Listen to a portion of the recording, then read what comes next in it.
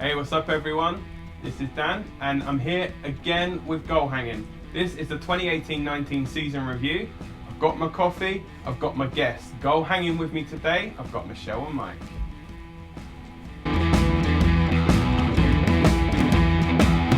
So as always, we're going to start the episode. You guys feel free, take a sip of your pints and then let's get into reviewing what was quite possibly one of the greatest football seasons in modern history. So this season, the Premier League started just 27 days after the final of the World Cup. A trophy that we actually have in the studio with us today, fresh from the French dressing room with a little France 98 ironically next to it. Some big news that came out from the very start of the season were managerial changes. So Michelle, obviously you're an Arsenal supporter. You had Unai Emery replacing Arsene Wenger. We did. Mike, West Ham had Manuel Pellegrini replacing whoever was in charge David at the time. David Slaven Bilic, whoever, yeah. Chelsea had the chain-smoking Maurizio Sarri replacing Antonio Conte. And his hair. The what? And his hair. And his hair, yeah. And then the final one of the season was Marco Silva, who took the reins at Everton, replacing Sam Allardyce, was it? Yeah. With Marco Silva replacing Sam Allardyce as Everton manager. So, in August, they did things slightly differently this season as well, guys. So, they actually closed the transfer window before the season started in the Premier League at least, but the other leagues it was still open. So, I mean, do you feel that was a better way of doing it, or? I feel like it's a good rule, I think, to have, just because. But the problem is, it's like if you're going to do that, it needs to be consistent across Europe, because obviously, if a team from Spain or Italy or something wants to buy from the Premier League side after our transfer window's done, then they're not. It's kind of they're not going to sell. Yeah. But I do see the advantage of having like your squad sort of fully sorted out before the season starts. But like I said, if it's not consistent across all of Europe, then I don't really see the point of it. Yeah, I think there was a lot of confusion last season where players were playing one or two games and then changing, and if they potentially got cup tied through like what we call the Europa League playoff or something like that, then that caused real problems within some squads. But yeah, I think it needs to happen across the whole of Europe, which can be a problem because different leagues start at slightly different times as well. But hopefully it's something that UEFA at the very least will come to some sort of consensus on. Yeah, I mean, a lot of them will start like at some point in August. So whether they just say, okay, so 31st of July, that's the cut-off point. Any transfers that are not in by, Is the by 31st of July too soon though? Bearing in mind when there's World Cup, European Cup, the Copa de South America thing. Yeah. Is 31st of July Libertadores? No, Libertadores is the club one. Is that a little bit too soon? Do they want to go for something like August the 10th? Yeah, I think like a week or possibly, week before the season starts. I guess it all depends on when it starts, because obviously World Cup years, the season may start a bit later. But then going on to the transfer window this year, there were some really like big names come into clubs. Like, ironically, it was quite heavy on goalkeeper transfers, this one, and I feel as though that's essentially where Liverpool did so well this season, was bringing in Alisson, replacing obviously Loris Karius went off to Besiktas on loan. Mignolet stayed there, but Alisson played in pretty much every game, and he was instrumental, I feel, in their season. Much like with Chelsea, they, I think it just came out of nowhere really, them getting rid of Courtois, and you're like, well, who are they going to replace him with? Because he was one of the best keepers there, and then they bring in Kepa Arrizabalaga. You've been practicing that, haven't you? I have. Yeah, that's not the first time I've said that. So then we have Bernd Leno, obviously coming in at Arsenal. Don't you think it's interesting? It's a very different type of keeper. It's this playing out from the back, technical kind of keeper, rather than these out-and-out shot stoppers. It was a real different style of keeper the Premier League was buying into. Yeah, definitely. And it's been quite a significant change in the fact that the value of keepers has gone up so hugely. Kepa was 75 million? Yeah. Most expensive keeper ever. That's what you get for a player manager. 60-something. 71 he was, and then Kepa was 75. And then obviously we had the probably goalkeeper signing of the window with Lee Grant from Stoke as our I would actually first class appointment there. Quality signing there. I would actually, and I know it's massively biased on my part, but I have, if we're talking about goalkeepers, I have to mention Lucas Fabianski. signed from Swansea for 7 million, and bargain. I would say he ended up winning West Ham's Player of the Season, and I think he's probably the best goalkeeper we've had probably since Robert Green, which is you're looking at about 8 years or so. Did Rob Green lift the Europa League trophy? Bless him. I love that Chelsea put a tweet up saying like, Baku's hero, Rob Green, or something like that, which was great. Full on John Terry. Yeah. Full kit.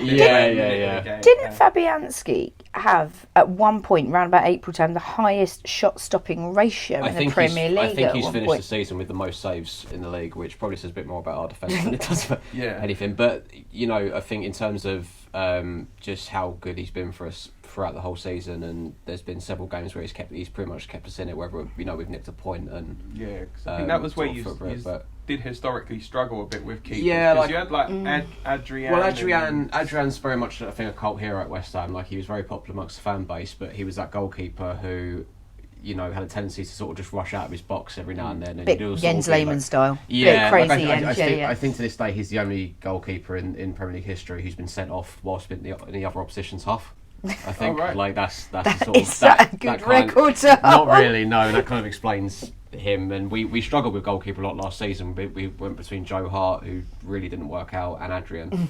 But with Fabianski, again, for 7 million, like you said, we see Chelsea spending 70 million on Kepa, who, in my opinion, isn't really worth that much. I don't think he's in the top 5 goalkeepers in the league. I think Leno, very good goalkeeper, and obviously you've got Alisson, who's been great for Liverpool. But I think for 7 million, I think not only does that put him up there as one of the bargains of the season, but I think in just how much he's improved West Ham's defence as well, putting that calmness in there, I don't think that can really be overlooked. Yeah, I mean, he had like a bit of a reputation when he was at Arsenal for like Flappy hands, we used to call him that he was known as. But I think the older he's got, he's kind of matured into like a much better goalkeeper. He's fantastic. Definitely at Swansea, he was fantastic at Swansea, and then when West Ham brought him in, you're like, well, that's actually a pretty decent goalkeeper. Well, a few. I remember at the time, a few fans were saying, well, is he really better than what we've got at the moment? And admittedly, I was like, well, at least it's another option, and hopefully he goes into the season as number one choice, because of the World Cup he didn't really play any pre-season games. But even though, I mean, we'll get into it later, but even though obviously we had a bit of a dodgy start to the season, conceded quite a few goals, he was still, I think we lost the first game of the season 4-0, but it could have easily been 5 or 6 without him there. And to be fair, everyone kind of lost to Liverpool. Yeah, there's nothing to be ashamed about. But even like just little things like him coming for corners and catching, like I've never seen him, like obviously didn't know Fabianski, I've never seen him drop a ball, never seen him, have any moment. It's interesting, isn't it, the way he commands the defence now, and they listen to him, and actually that's what you want in a keeper, someone that goes, move there, that's where I want my ball, no, leave it, I've got it, and he seems to have got that authority about him that we haven't seen before. Yeah, absolutely. And on the subject of like transfers, I've got to say, I think probably the team that had the best transfer window, I've got to say, were probably Wolves. The players they brought in, like João Moutinho, Rui Patricio, Leander Dendoncker. Like Dendoncker, I think last season was actually linked with like moves to like Man United. I think Chelsea, I think, were interested in. We were interested in January as well. He was linked to a lot of the big clubs from what he'd done in Europe, and then for him to end up at Wolves, it's like, okay, so where's it going to go, kind of thing. And I think Wolves definitely, we'll touch on that a little bit more like as we go through the season, but I think Wolves definitely had a very good window. I think then outside the Premier League, probably the standout transfer was obviously Ronaldo joining Juve from Real Madrid, which we may or may not have said could possibly make the difference to Champions League, but maybe let's talk about that later. And so then obviously in August we had the Champions League, Europa League draws were at the end of August, and then by the time they came around, the Premier League table, by that time we only had 4 unbeaten Premier League teams left, which were Liverpool, Tottenham, Chelsea, Watford. They'd all had 100% records at the end of August. West Ham, rock bottom, 0 points, first 3 games. So now, like, moving on to like September saw the introduction of the Nations League, which, we've spoken a bit about it on here. I think when it first came in, a lot of people were baffled with it as like, what's the format, how's it going to work, kind of thing. But absolutely bamboozled everyone with their original definitely. list of rules. But I think the more the competition went on, it was it became a lot easier to understand like the wins and losses and that kind of stuff. And I think, you know, I'm sure you guys would agree with me. It's been a very a good way for the players to get more competitive international football, rather than just like, oh, you're going to go and play like a meaningless friendly in the arse end of nowhere, essentially. And just, I think it's been good for them to have something competitive that isn't a World Cup or a European Cup, where managers can tweak their formations, because we talked a little bit on a previous episode about international managers not getting very long with their team. Yeah, of course. In the build up, and I think it sort of gives them that bit of an opportunity to try out some of the younger players and so on before. Not that it doesn't matter, but before they get into the really big cups, it's almost. I think some of the international managers are treating it a little bit like how some of the Premier League managers treat the League Cup. They're using it to give the younger kids a run out, get tournament experience, play with things, and potentially win something at the end. So I think it's gone a bit better than I thought it would. I was really dubious at the start, if I'm being honest. Yeah, I think same as Michelle. I think when it started, I was very much like, well, you know, big deal. Euros are in a couple of years. We'll just look forward to that. Yeah. But in all honesty, I think for someone like England, or even teams similar like your Hollands, or teams who don't sort of traditionally do as well in the big tournaments, I think for us, especially having had such a good World Cup, and with what Southgate's obviously trying to do with the squad, I think trying to get that squad to have this sort of winning mentality that you've seen with various clubs, like Klopp's been doing with Liverpool, and what Tottenham have been trying to do without succeeding, which we'll talk about later. But having his squad as it is, and just sort of trying to drill it into him, like with the experience, that experience of knockout football, especially. It should bode well, given the age of the squad as well, going into future tournaments, because I mean, and plus as well, if you can be the country that wins the first ever Nations League, that's something you can have forever.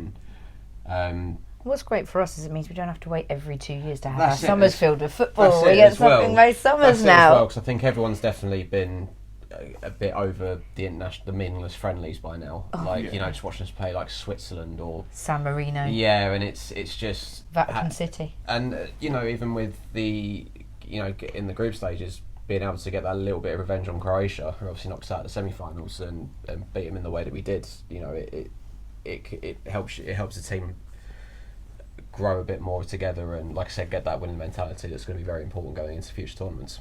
But yeah, they need that resilience, mentality. And I suppose it's better for some of the smaller teams as well, because they get more competitive games rather than like we've seen it historically with like the Euro qualifiers or World Cup qualifiers. You get drawn in a group and there may be, say, like, I don't know, France versus San Marino, and you're like, okay, it's going to be how many? Whereas at least if San Marino play a team that's of similar ilk to them, like a Gibraltar or something like that, at least it's going to be a competitive game. They might be, they might actually be able to score a few goals. That gives their fans something to cheer about. I also think as well it's a better barometer of where, how good a team actually is, because you remember the, I think it was the Euros where we got knocked out by Iceland, Hodgson's last tournament with England, and of course we qualified winning. We're the only team to qualify winning 100% of our qualifying games, and everyone went into that thinking, well, that must mean we have a good chance of doing well, when actually we had a really easy group. I think the toughest team we had was Switzerland, whereas at least with this, we've beaten teams like Spain.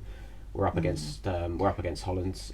I think as well, group stage mentality is different to knockout mentality. Exactly, and it takes just that little bit extra. Like Spain and Croatia, who've been doing really well the past few years, and very experienced in knockout games. Yeah, and if you can get the past relegation stuff as well, okay, if we play rubbish, we're going to be, essentially getting easier games, but it's not going to be builds towards that consistency. Challenging more like that. And I think it'll make for more competitive when you get to the Euros and the World Cups. It will make those competitions a bit more competitive, because those teams because I can imagine that your teams like France and that may not have as much of an eye on winning Nations League as they did the World Cup or the Euros, but teams like us and Holland and Croatia and whatever, like if we go into those tournaments off the back of having a good Nations League campaign, it then makes the Euros and the World Cup a lot more competitive, because they gives everyone that boost. It's exactly. We've won something.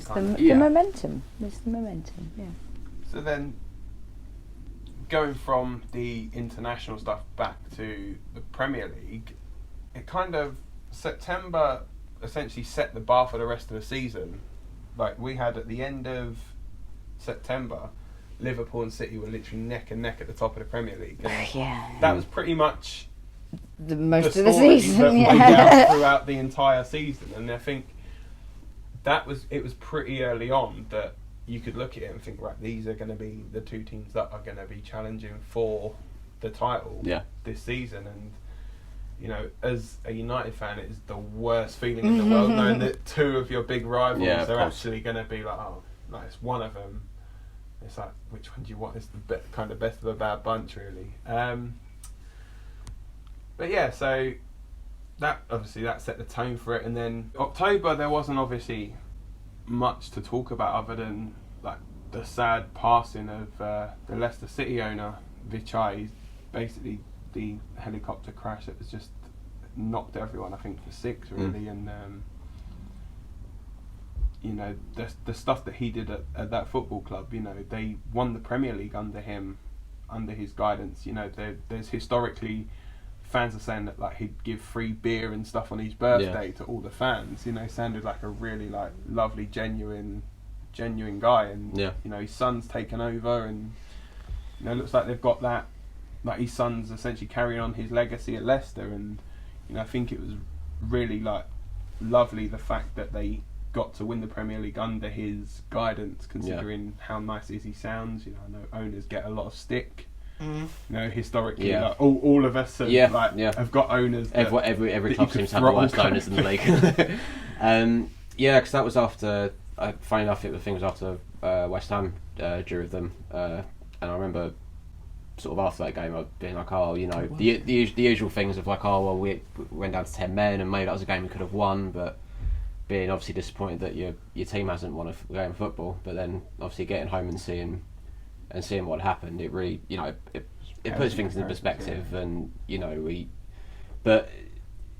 when Leicester won the league, I mean, that's something that we may never ever see again in our lifetime. A team of that stature winning the Premier League. And I think not only that, you know, they had a great season in the I know what happened to Ranieri the following season. It didn't end as maybe what everyone wanted to, but they had a great run in the Champions League, getting to the quarterfinals. And not only that, Leicester City are pretty much an established top 10 side now in the Premier League, and they have a very good squad full of England internationals as well. And that's all come from the work that he's done. And I think every neutral wanted Leicester to win the league that year, because it would, you know, maybe apart from Arsenal fans, obviously, because they were. Do you know what? I didn't even begrudge him that year.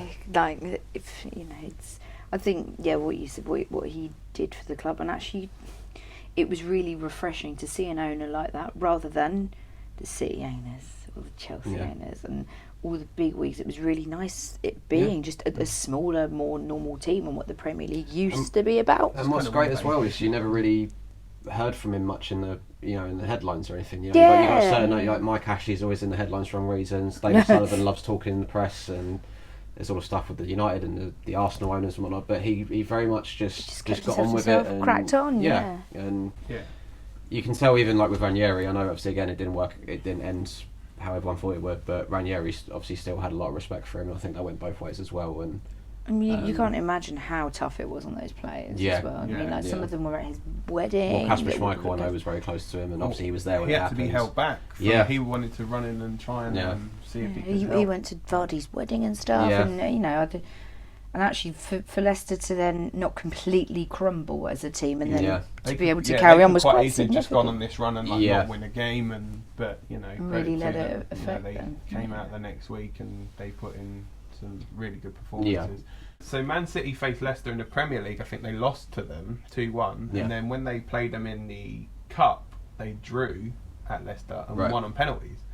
So, you know, they still had that kind of mentality of facing off against big clubs. So, and they're definitely in a good position for next season. I think with Rodgers there now and the supposed war chest that they've got. So I know again his son wants to carry on his legacy, and by doing so, obviously providing such a big transfer budget for them, and really pushed them on into qualifying for Europe again. So it could be, you know, could be an interesting next season. You know, hopefully Brendan Rodgers, you know, hopefully he'll get that Premier League winners' medal that's eluded him. Unlikely, I'd say. But yeah, so going back to obviously you're saying about Claudio Ranieri, it segues nicely into November, because Claudio Ranieri returned to the Premier League, replacing Slavica Jokanovic at Fulham, the first managerial casualty of the season. And Granted, Fulham didn't have a great start to life in the Premier League, but you've just got promoted.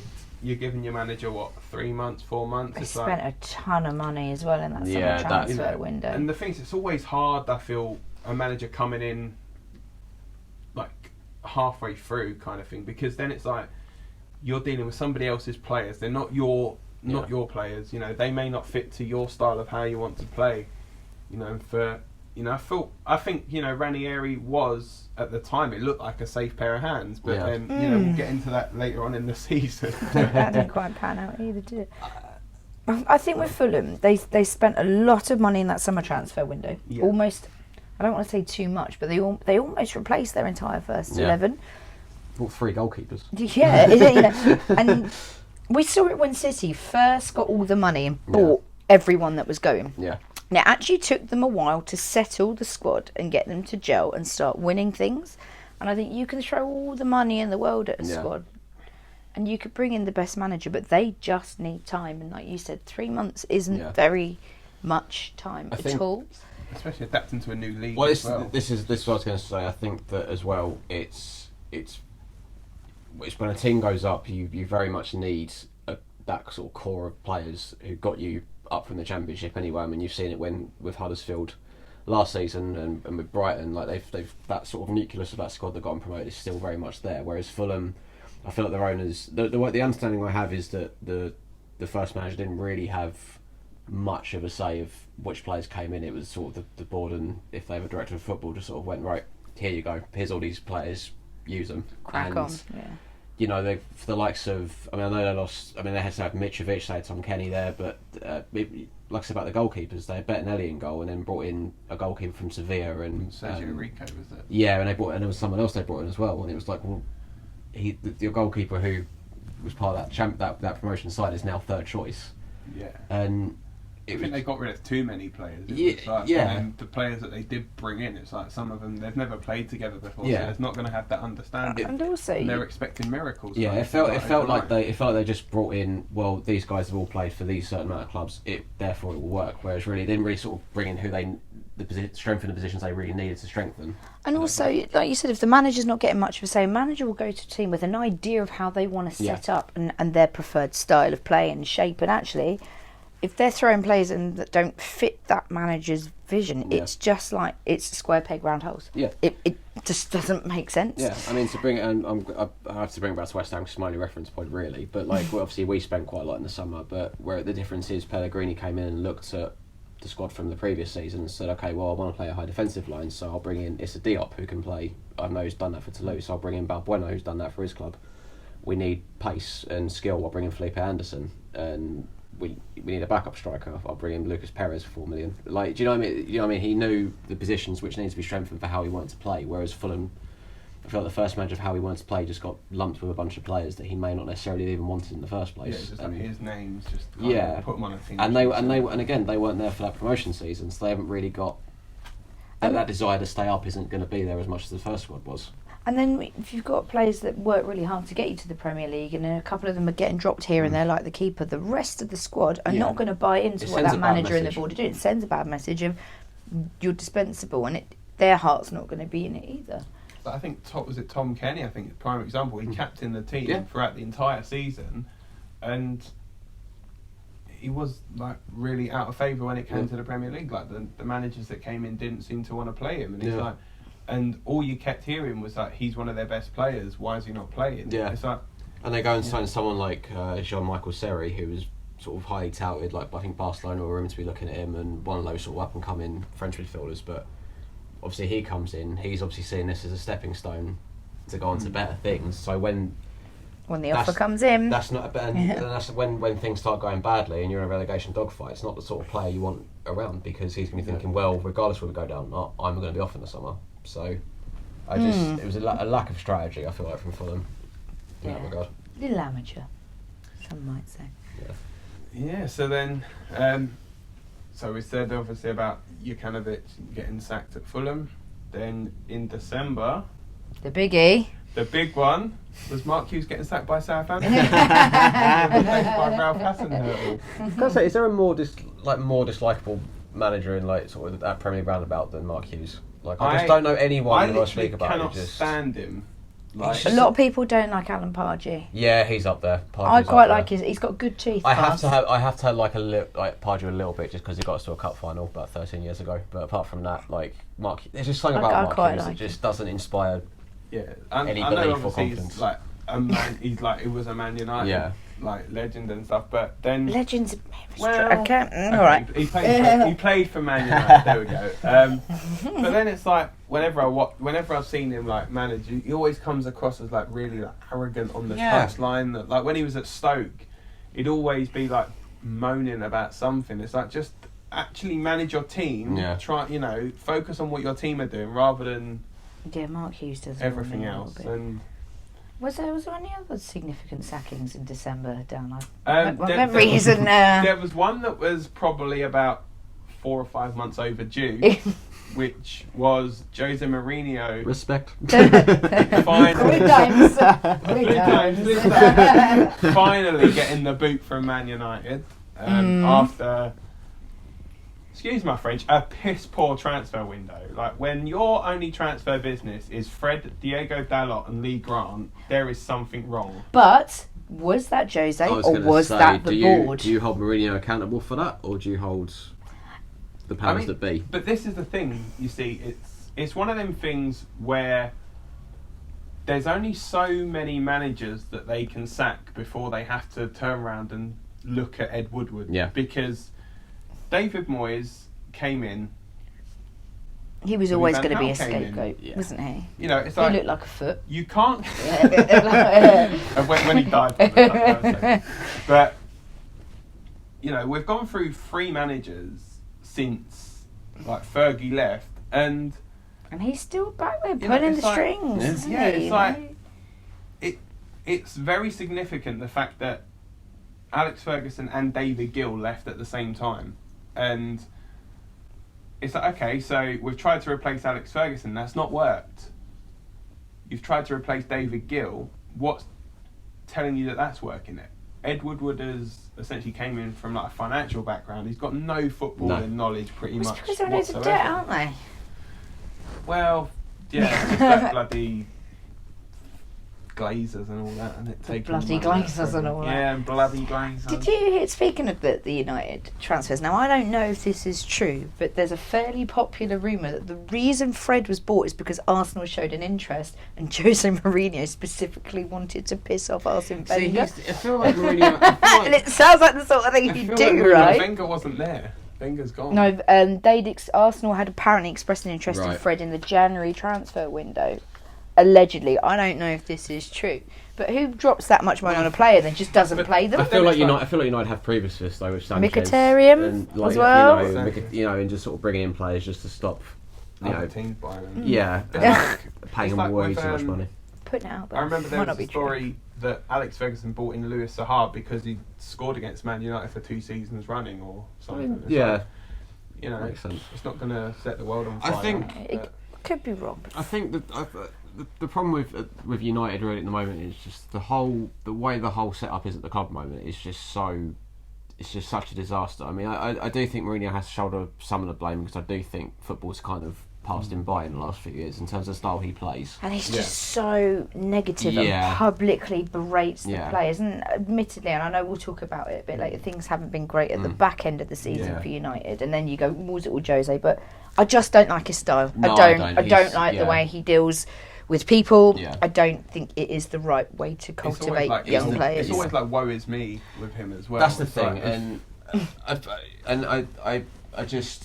I thought the way United were playing every game was negative. They were going into games against the likes of Crystal Palace and stuff and setting up not to be beaten, which is a very David Moyes way of looking at it. It's like, well, let's try and stop the team first and then try and nick a goal and do it that way. But when you've got 75,000 fans all chanting of course, attack, there must be something. Yeah. Must be something. Obviously, I've only seen that on the TV. I've not been at any of the games. It's a long old commute from London, isn't it? Yeah. But we have talked previously before about Mourinho's form with attacking players. He absolutely destroyed Mkhitaryan's confidence. Exactly. Look at Sanchez, Martial. Rashford didn't do too well under him. No. He doesn't. Lukaku. The way he sets up the teams just. just doesn't work for those attacking minded players. The flip side of that, though, I mean, because I know Gary Neville went on this rant several times this season, but of course he did. You know, and there's that argument of, well, Mourinho wanted 2 centre backs this season because he thought that's the area that needs to be strengthened. So he wanted, I think it was Maguire and Alderweireld, and Ed Woodward or whoever it was on the board turned around and said, no, we're not going to spend that much on this player. And it's, well, at the end of the day, you've employed this guy and you gave him a new contract only like 6 months prior. You need to back him if that's who he wants to sign. And you can make the argument, well, we brought in Pogba, it didn't work, brought in Sanchez, hasn't really worked. Look at the clowns they've had at the back this season. This and solid reason in bringing in those 2 centre backs. And whether that would have made a difference, who knows? But it's like, it's bad when you go to a back 3 and Ashley Young is one of those back 3. And this is also it's bad when Ashley Young's your captain. This is also the problem. I feel like United like being the side that bring in these big marquee signings rather than, well, what do we actually need? Like, I mean, Ashley Young is still playing left back. Yeah. You know, and they just renewed his contract. This is the thing. Oh, lovely one. Lovely play on words there. You know, I saw the reaction off the second leg against Barcelona. It's like, well, yeah, of course he made a mistake and gave the ball away because he's Ashley Young and he's not a left back. Like, and he's not very good. And he's not very good anyway. Like, so. And then you look at it now, is like the whole thing with like David De Gea. It's like, is he going to stay? Is he going to go? It's like, to be fair, like. Your man's having a massive they're paying clowns essentially nearly £500,000 a week. Yeah. And yet the guy that's consistently been our best player, they're not gonna put him on par with players that have not performed anywhere near the same level. There's definitely an argument to be made that Alexis Sanchez still is one of, if not the worst, in terms of the money spent and what he's actually brought to United, probably one of the worst transfers in the history of the Premier League. But then you look at him, he's chalk and cheese. When he was at Arsenal, he was absolutely fine. He's finished a totally different player. Do you know that United's fans rated his season on average 2 out of 10 at best? He's bought this film out called Mi Amigo Alexis. Is that why he grew the moustache? Possibly. Right, maybe he was just having a midlife crisis. Anyway, the film got a 5.6 out of 10 rating, so his really crap film debuts had a better rating for the season than his actual footballing season. He didn't even play that much. No. Moving into January, one of the so-called dead wood at United, the legend that is Marouane Fellaini, complete with his short hair. Was one of the first things Ollie did was give him the boot when he came in. I'll never forget him pulling Guendouzi's hair, and Guendouzi turned around and went, "It's because he's jealous, because he's got all of it off." Made my day. Yeah, and then to be fair, like there wasn't really, surprisingly, not much action in the January transfer window. Like it was a bit of a quiet one this year, wasn't it? Yeah. Even when I was doing the research for this episode, I was like, okay, so what were the big deals that happened in the window? And there really weren't when you can pick out Marouane Fellaini as the highlight of the transfer, and he didn't even go anywhere good. He's gone to China. He's just gone for money, yeah. I think gone to play with Hulk. But do you think that in previous windows, the signings around January, the Sanchez's and so on, historically haven't done very well. Yeah. No. And I wonder if actually there's a few clubs going, we're just going to... Yeah, it's a difficult time to settle on transition. Then you've got loads of players whose contracts will be up in the summer and people just hang on for them to go on freeze. Yeah. But then is that going to be a case of once the window's closed, say in August, that's your team for the entire season? Like, is it, okay, you need to get all of your business done here? You know... I think the only way a January window is going to work properly is if they have a break, like a mid-season winter break or something, because then you can say, okay, within this window of 2 weeks, you can bring in players. I think it would be interesting to do that because I'm thinking about, there's this proposed new format for the Champions League that's allegedly going to be rolled out in a few years, and it's going to be a bit like the Nations League, actually. Oh, does that mean we're going to get in every season? Possibly, but you also might get relegated. We can finish 10th. But I was talking about this with someone the other day, and about because that will be a season-long league rather than a shorter knockout competition. We are going to have no choice but to build in that winter break. And there is the argument that British teams don't always perform that well at European level because we don't have the 2-week break and our players are knackered by the end of it. So I wonder if the break would tie in, because the January transfer window idea kind of came from Europe anyway, and actually do we need to realign the way the league is running in terms of the rhythm of it in line with that? Yeah, I think as well, if there's a player who wants to move in the middle of the season, it can, I mean, obviously I know for Liverpool, was it last January Coutinho left, or was it this season? Yeah, I think but I know Coutinho ended up leaving in January, and it was last season, I say so, Van Dijk. But thankfully for them, it didn't really affect their season too much.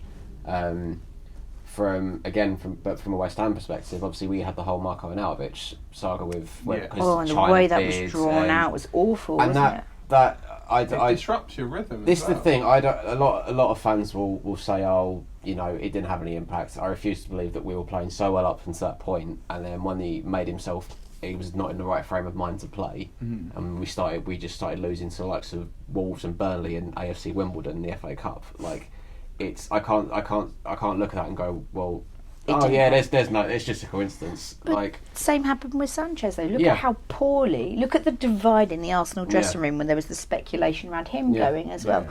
But the January transfer window can be really helpful if you unexpectedly pick up a load of injuries in the first half of the season.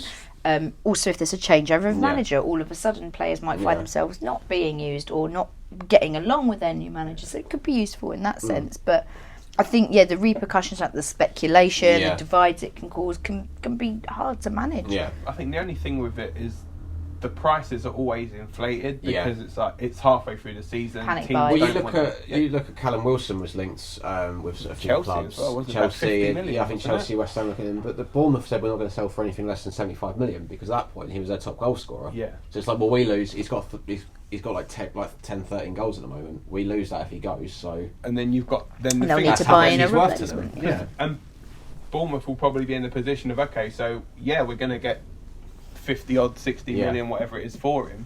We've then got to go out and try and buy a player that's of the same kind of quality, that's going to get us the same amount of goals for the rest of the season, and especially where a team like Bournemouth could get dragged into like a relegation battle. Like Callum Wilson's a very good player, but he's not a £75 million player. I think even though he's an England player, he could probably go for like 40 million maybe, given the current market prices. But current market, I'm probably worth about 10 quid. £10.53. Don't sell yourself short, Dan.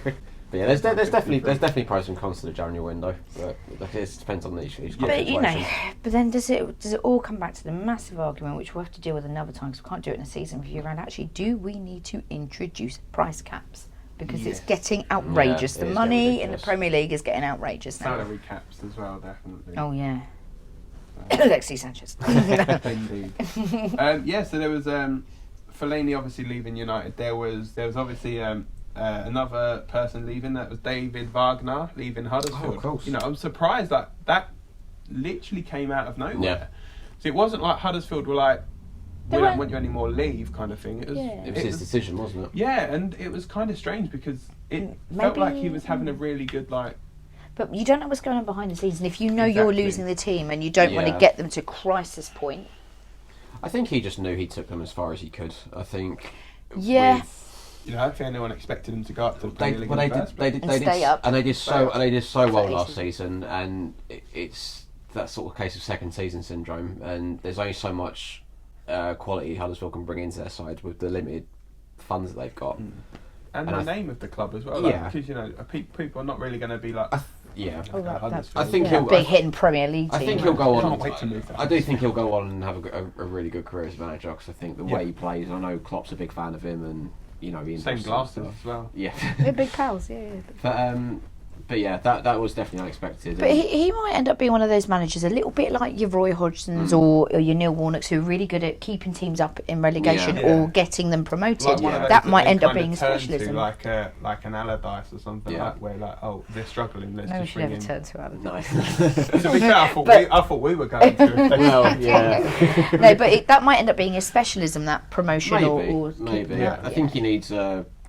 I'm hoping if he can get like a mid-table level club, like maybe like a Newcastle or something like that, just sort of see. Was he not linked with them at one point? Everyone's been linked with Newcastle at some point. I've been linked with the Newcastle job, Dan. What were you, 100 to 1 or something? Put a bet on myself at the local Ladbrokes. Yeah? Yeah, no. There are other betting shops available. We're not endorsed by Ladbrokes. That way. Paddy Power. Paddy Power, yeah. Why are we promoting betting? This is not a good idea. And then I suppose the big overshadowing news from January was the tragic death of Emiliano Sala. You know, I don't really want to touch on it too much, but you know, for Cardiff, it's like, could that have been what essentially led to their downfall and like their ultimate relegation? I mean, they weren't playing fantastically, but I don't know, there's lots of really suspicious stuff around that, around like all the WhatsApp messages and the voicemails that they found and how long it took them to find the body and so on, and then the dispute over the money between the two clubs and things and whether like the that. Contracts are actually signed and all agreed and everything like that. That was my biggest sort of worry when the news first spoke about it, and it, you know, eventually confirmed what happens. Like, because there's so much money involved, eventually it was going to turn into a well, we don't have to put, you know, oh, you owe us money. No, you don't. Like that sort of thing. When in reality, like the old Tevez and Mascherano thing.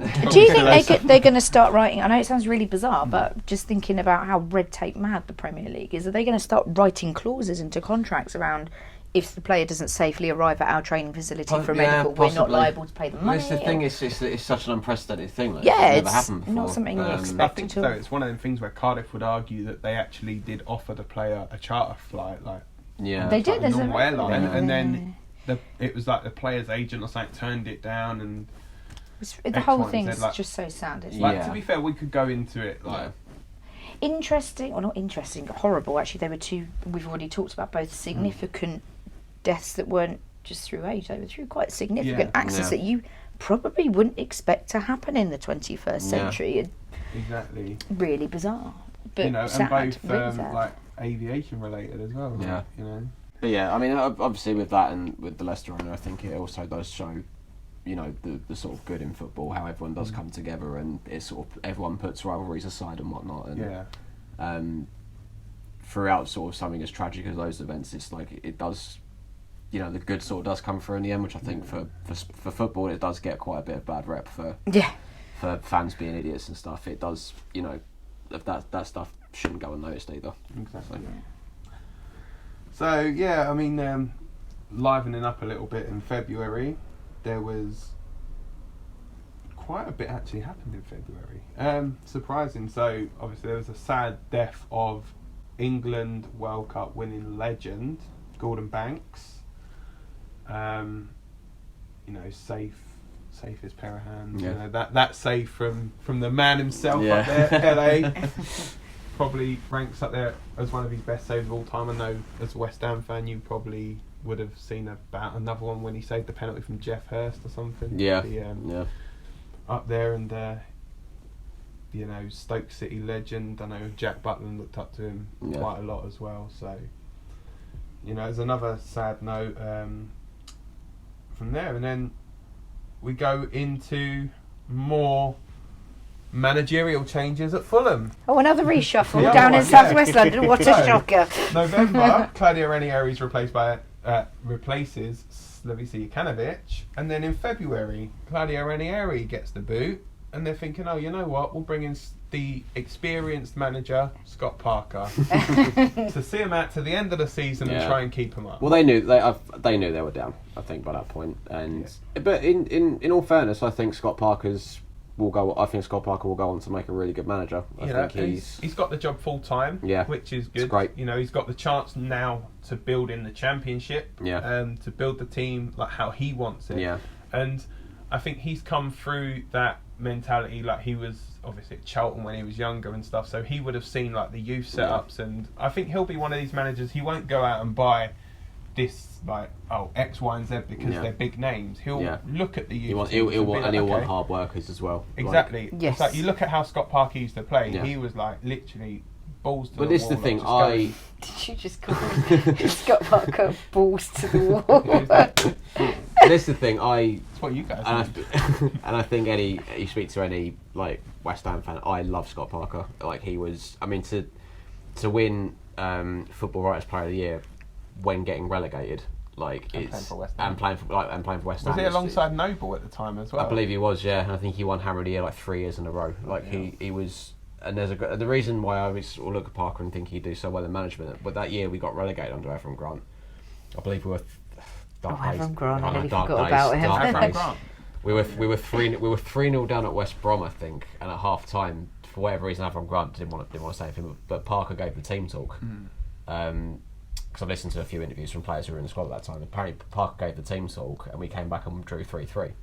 And because he was such a figure that everyone looked up to, that captain and a real leader. It was one of the best captains we've ever had, and I think it's like I said, if you look at the way his playing style is and the way he always led teams when he was out there, even when he wasn't captain, you could tell he was that sort of midfield general that like any team in the league would have been lucky to have. And I think starting in the Championship for him, I think is going to be doing some good.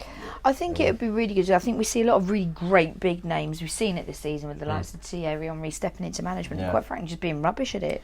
Yeah. Gary Neville at Valencia. Sorry, I had to get that in. Thierry at Monaco and everything. And actually, it's not always your best players that make great managers. Wenger was a great manager. Terrible left back in Ligue 2 or whatever it was. Ligue 2. Or, and I think you're right in terms of like, he's not been the greatest player in terms of being a Pele or a Ronaldo, but he's put the work in and he understands how the system works and has that gravitas, and that is potentially what could make him a really good manager. You look at those sort of players, like I think someone like Henry, who like is obviously one of the best players in the Premier League era, if not the best. He's so in that conversation. But I feel like compared to someone, you haven't heard him more often. But you compare to someone like Lampard or Gerrard, who, even though technical ability wise they were very, very good, but they had that sort of that hard work ethic, the box to box, the run, and basically took up the England central midfield. And that sort of leadership quality, where I feel like Henry,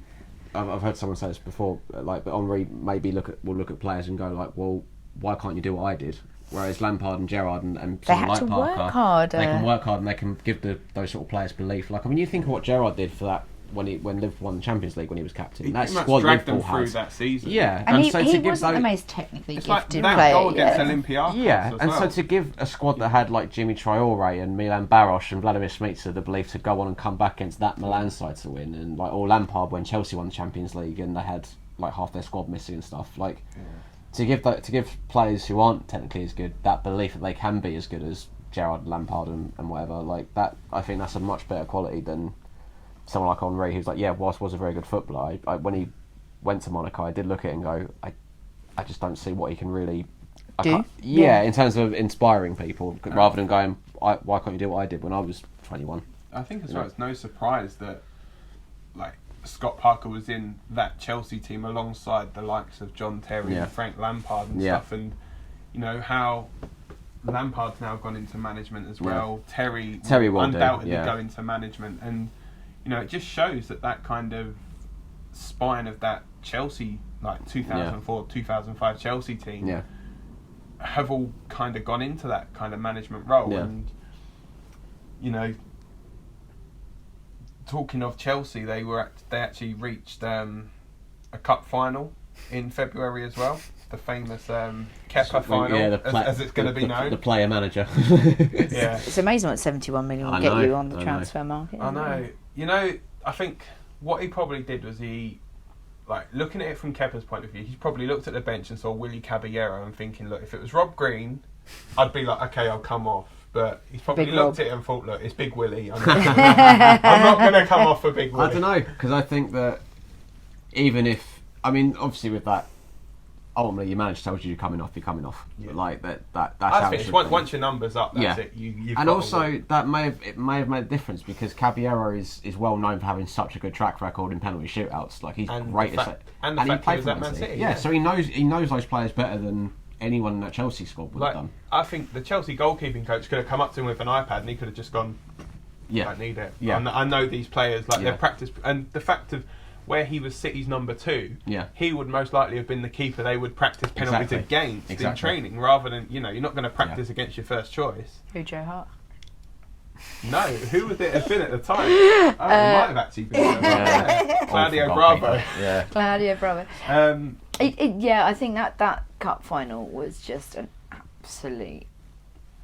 It was a joke, really, in terms of his behaviour. But there were questions around Why are you defying your manager? Why does your manager not have the gravitas to make this happen? And why is the captain, as per Laqueta, not saying, mate, you need to get off the field? Yeah. Like, real questions need to be asked around leadership at all levels at Chelsea around that point. That just sums up. I think it just sums up what goes on at Chelsea in a nutshell, really. Like, you know, the sort of the talk of player power there, and you know, how much say really does the manager have, and how much influence does he have compared to some players? I don't blame him. Sorry for wanting to go. No, I don't. Going back to that 2004 thing, if you had John Terry there as the captain, Kepa wouldn't have been on that pitch. Yeah, well, I think Terry said, because he was one of the punters, I think he said like he would have dragged him off. Even Gary Cahill, like, who's the Chelsea club captain. Yeah.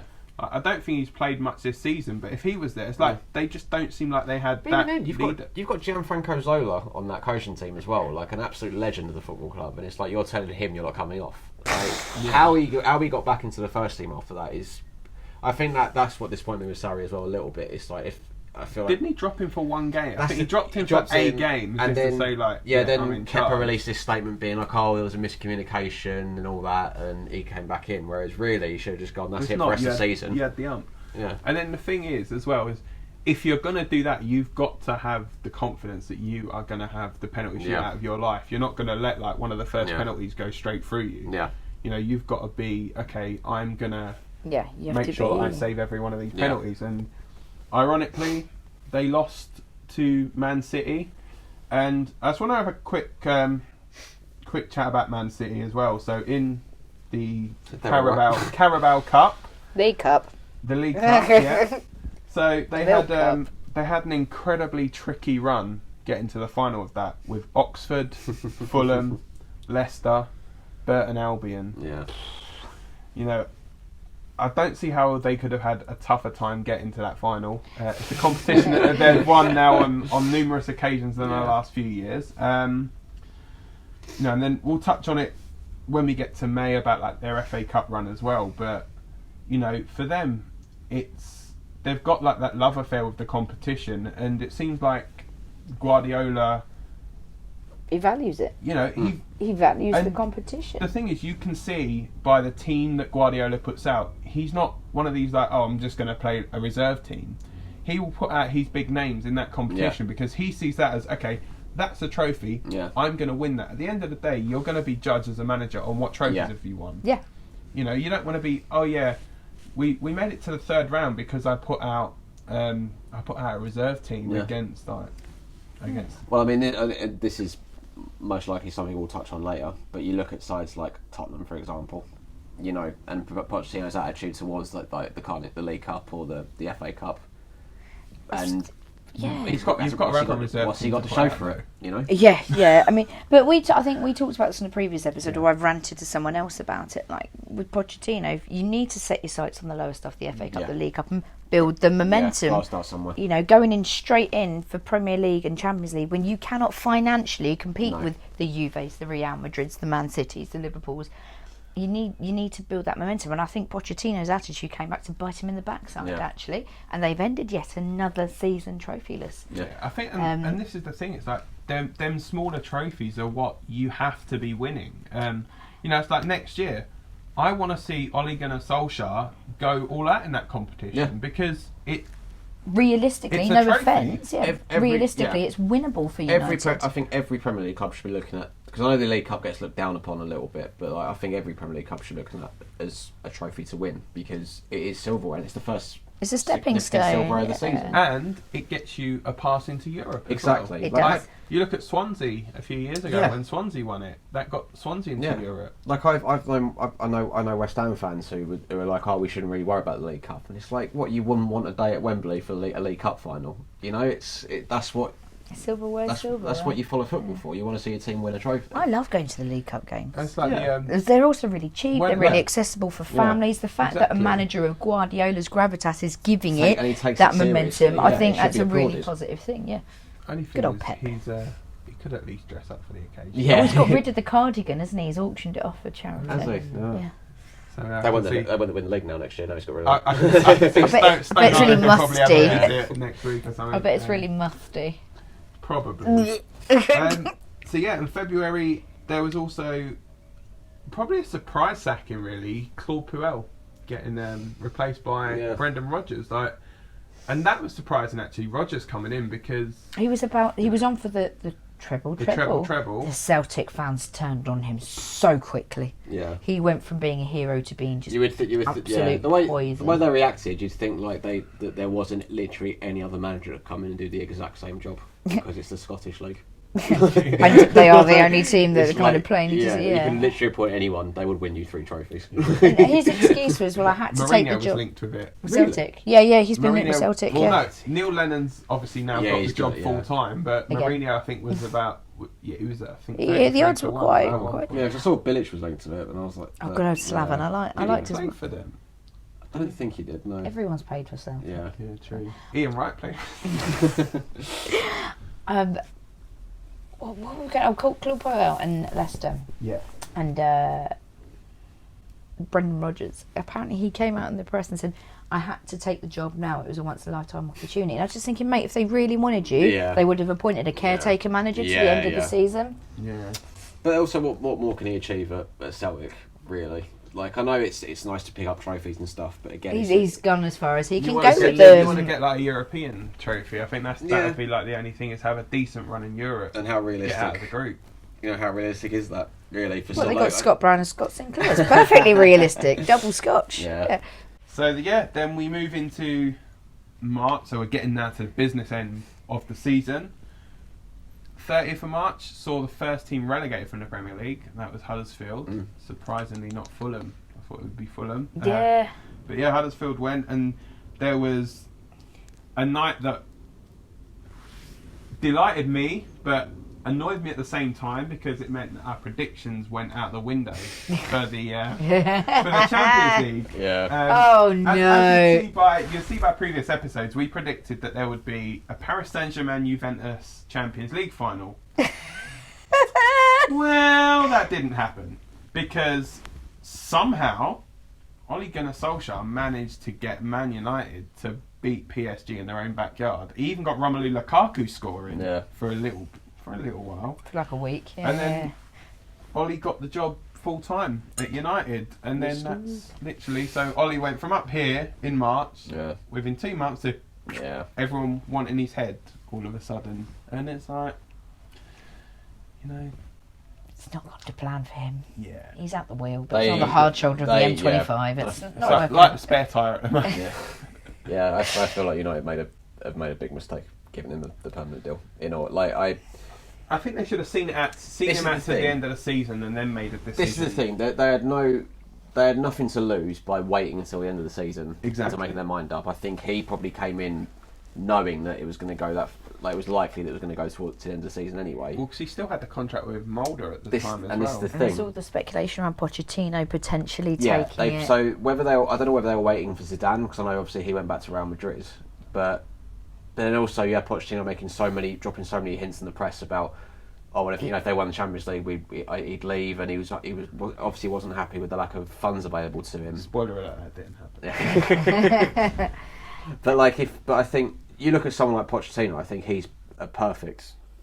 He's perfect fit for United, I think, in terms of he'd do very well. Because he can work. He's shown that he can work with. I'm not saying United have a limited budget, but I'd imagine I don't know if they're going to, maybe tighten the purse strings a little bit due to how much they have spent, but he can do a lot with very little. Very little, yeah. And I think players, look at the Tottenham players, they love playing for him, and I think he'd be able to instill that in the Man United squad. Whereas Solskjaer had that you see it so many times. Caretaker manager comes in, first few games it goes brilliantly. Everyone's like, oh, you got to give him the job, have to give him the job, and as soon as you get in the permanent deal, it starts falling apart again. It's interesting at how heavily Alex Ferguson was involved. Yeah, and I think that's a big problem for United as well. And I think he wants to replicate the Fergie era, but you can't. It's not how football works anymore. No.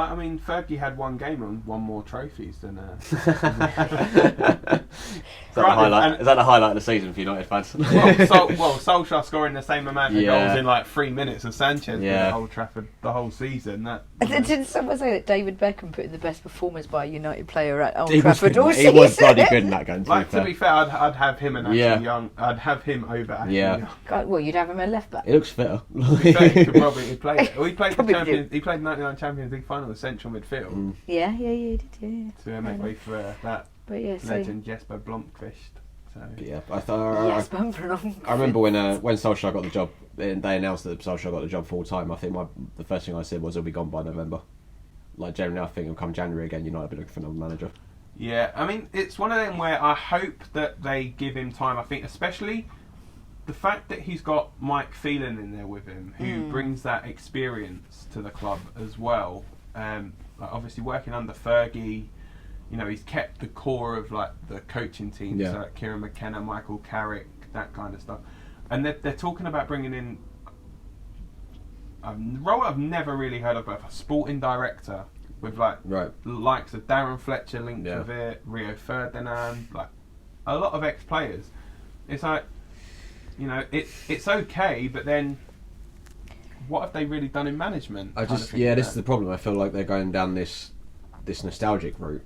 And there's only so I feel there's only so far that can really take you, like to keep the fans on board, because eventually the fans will, you know, if it does start going badly, fans will turn on them. Well, they've got two options here, haven't they? They either recreate the Fergie era, in which case they need to clear out your Sanchez's and your Pogbas. They need to get rid of the egos, because let's face it, Ferguson never would have put up with it. That's what he's looking at doing, though. He wants to. But who's going to meet their financial demands for these players? A lot of it is that their wages are going to price teams out of it, but then. You're also hearing conflicting reports that United are going to actually give Solskjaer a budget to be like, okay, if you need to get these players off the books, there's some money to like kind of pay up their contract if you need to. But because no one's going to match Sanchez's current wage. No one's. I think there was a report that Real Madrid, like literally anything put him off Pogba is his wage. Like that's Real Madrid, one of the richest clubs in. They're currently valued at the highest. And they're going. That's a bit too much. Like. But then the thing is, it's, as you were saying earlier, like where does it stop?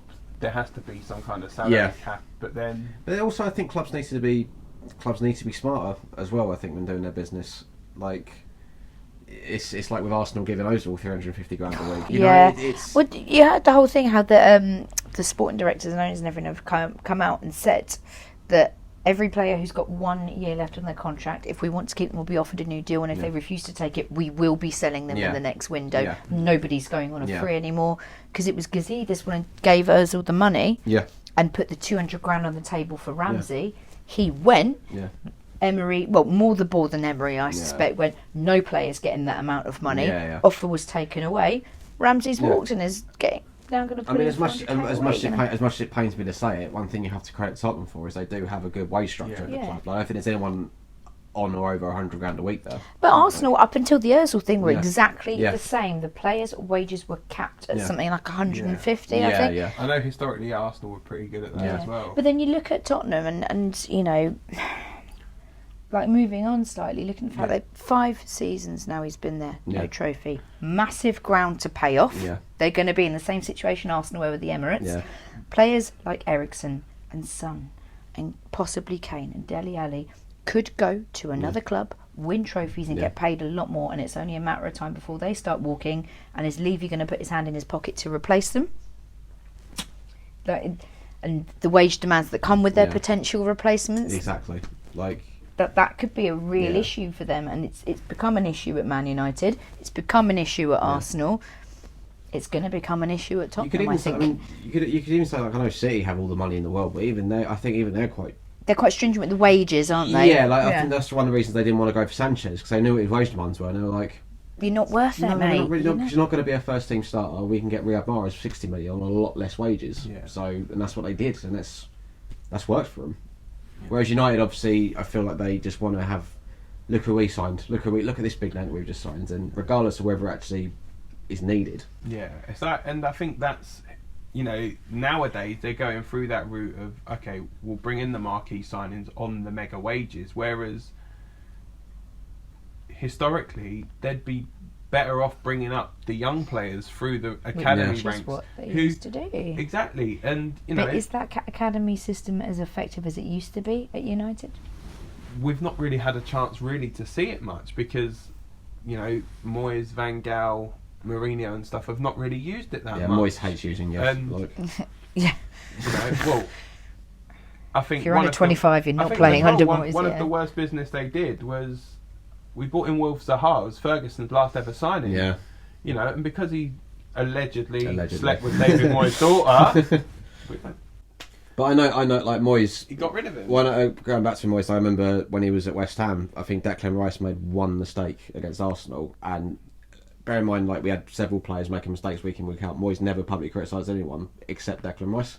He's like, he's 18, that he is going to make mistakes. Yet, Czech Kouyaté, who's like 28, has been playing it for years, who is rubbish week in week out. You're like, oh no, he's great. We'll play him week in week out. He's been brilliant. Because look at the size of Czech Kouyaté, it'd probably just. I think, but the open criticism of some players and not others, and some players earning significantly more than others, leads to quite a fractured dressing room, and then you have got big problems. When but going back to Solskjaer, you can see what he's trying to do. Daniel James from Swansea, and there's a few sort of young players being mentioned of who they could bring in, but which I think, you know, at the end of the day for United, you want players who are going to want to play for that badge, because it's Man United at the end of the day. You name at the front's always going to be bigger than you know, Man United's always going to be there. Yeah. Whatever name's on the back of the shirt is not always going to be there. And I feel like that's what United have missed over the last few years. They need a squad of players who are, you know, got that DNA essentially. Yeah, and they'll run. You like some Rashford, Lingard. This is it. Know? Yeah.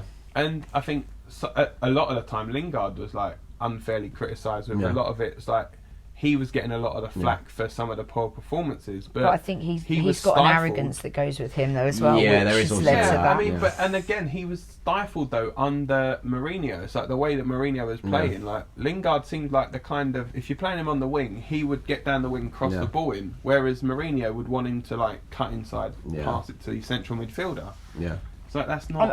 I'm still not really clear about what Solskjaer, what his style of play is going to be, because it sort of chops and changes between him sort of having his own ideas, and Ferguson intervenes a bit.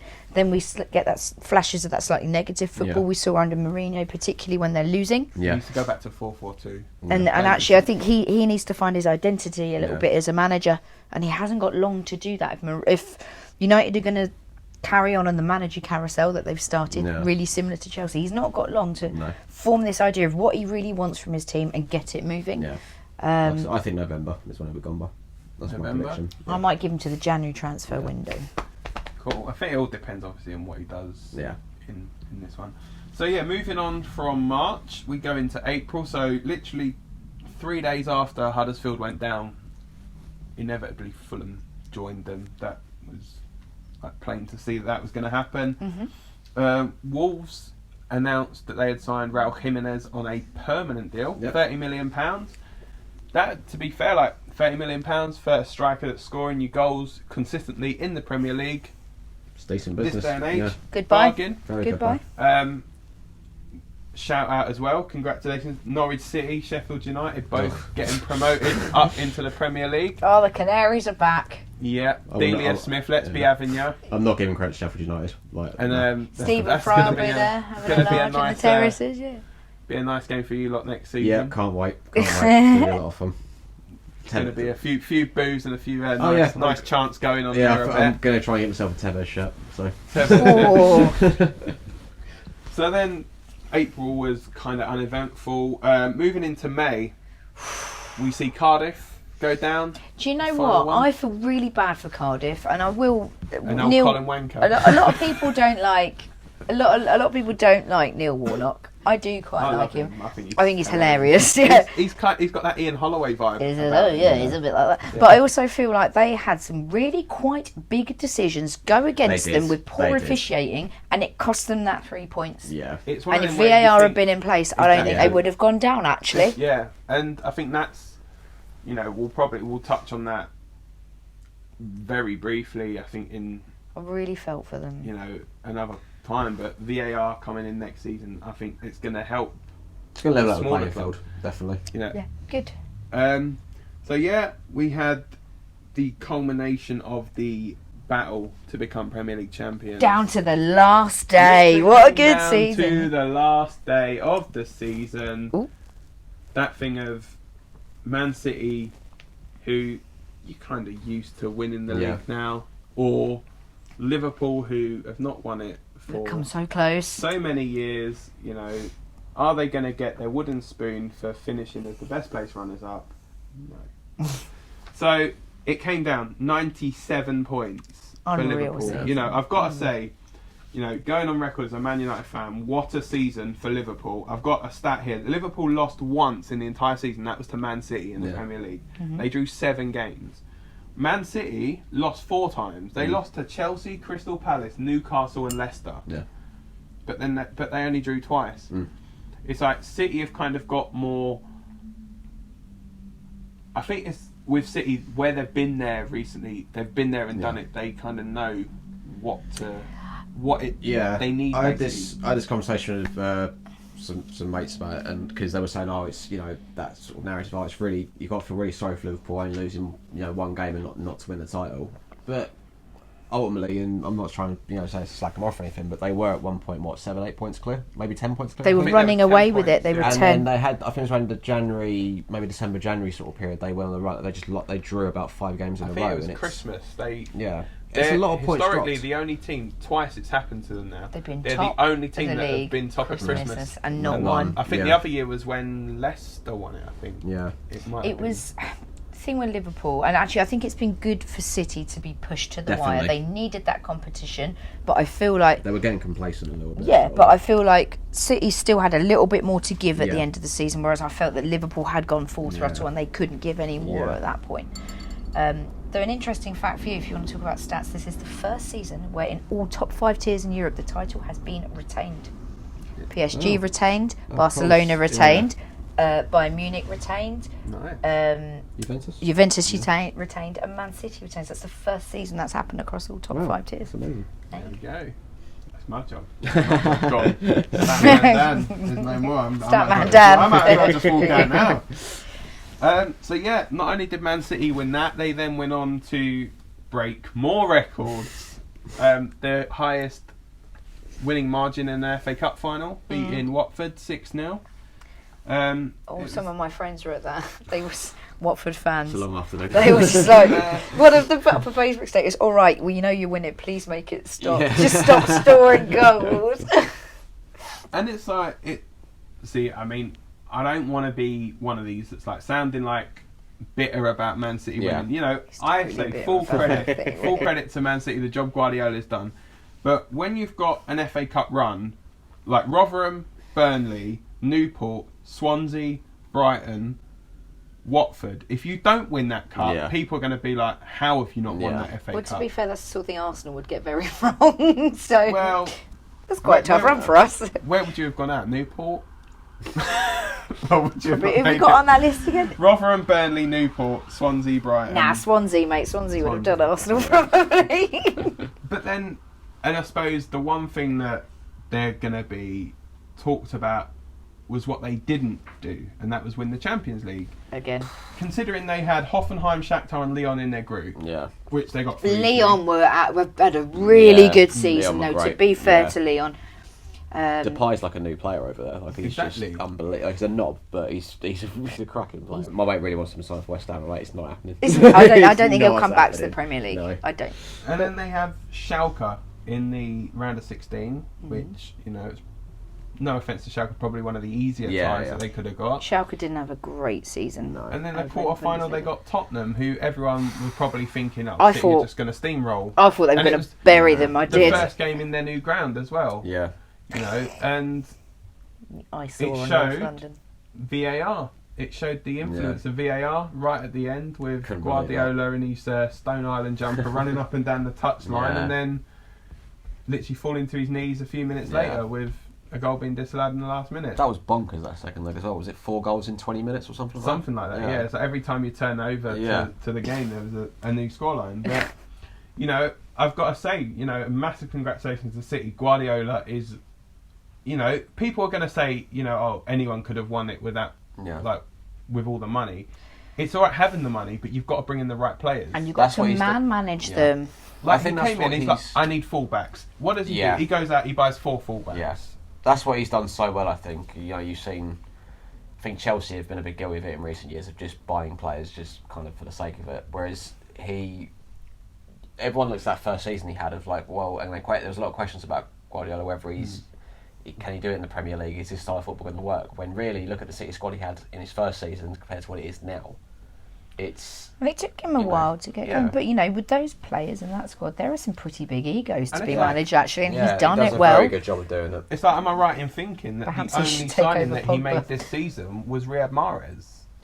I think that was pretty much the only signing that he made. Yeah. So it's like he was kind of confident. He's like, okay, I may Did the keeper come in this season or last? Last season. Yeah. It was daft neck last tattoo. season when he got booted in the head by Sadio Mane, wasn't it? Oh, They were never going to win with like Claudio Bravo. No. Like, you leave Claudio and Bravo and Joe Hart out of this. They are top quality keepers. They named one of the training grounds after Joe Hart, didn't they? Yeah, one of the training pitches. It's a bad omen.